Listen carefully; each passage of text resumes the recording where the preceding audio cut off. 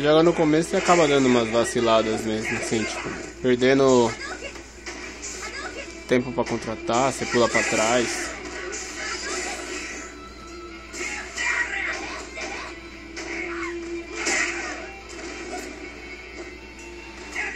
Eu aconselho vocês assistirem o vídeo do Evo. Ó, eu perdi outra oportunidade de dar um combo.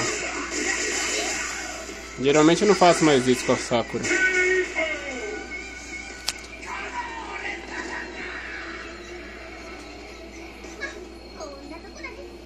Não sou um profissional, lógico.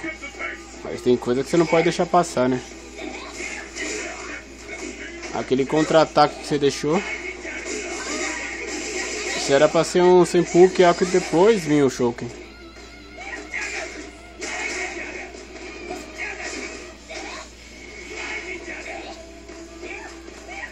Tem muitos caras que jogam com Adam que são bem mais difíceis do que ele.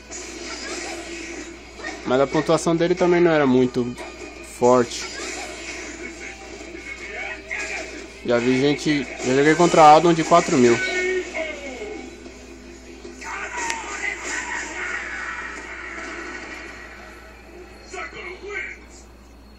Era um dos meus primeiros jogos com a Sakura.